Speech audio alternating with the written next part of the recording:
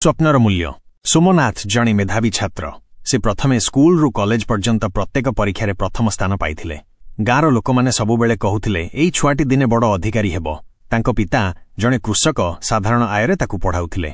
सोमनाथंक स्वप्न थिला सरकारी चाकिरी जहाद्वारा से निज परिवार को सुख समृद्धि देबे। बीए परे से दिनरे कोचिंग एवं रातिरे पढ़ा घंटा घंटा पुस्तकरे डुबी थाए परीक्षा पाई प्रस्तुति करुथाए। माँ बहुदिनिया कष्टरे कुहुथिले बापा भगवान तुमको निश्चय सफलता देबे। शेषरे सरकारी चाकिरी परीक्षा सोमनाथ प्रथमे मेरिट लिस्ट रे ना देखिला। आखिरु आखिरे लुह से भाबिला श्रमर फल मिलिगला। किंतु किछि दिन परे फाइनाल रिजल्ट रे तार ना गायब। प्रथमे भाबिला कौनसी त्रुटि किंतु परे जानिला केतेक अधिकारी टंका नै योग्य प्रार्थी को काटी अयोग्यंकु चाकिरी देइछंती। सोमनाथंक हृदय भांगीगला।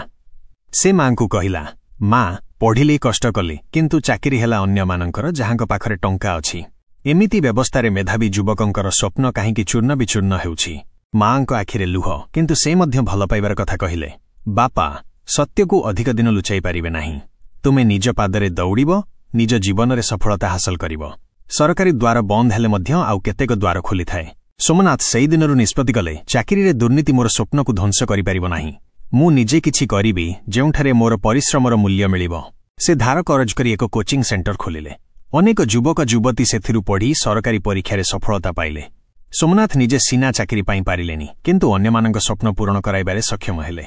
गाँर लोके कहिले सोमनाथ टंकारे चाकिरी बिकिगले मध्य तुमे प्रमाण कल मेधावीर श्रमर आलोक केबे बुझी जाए नाही।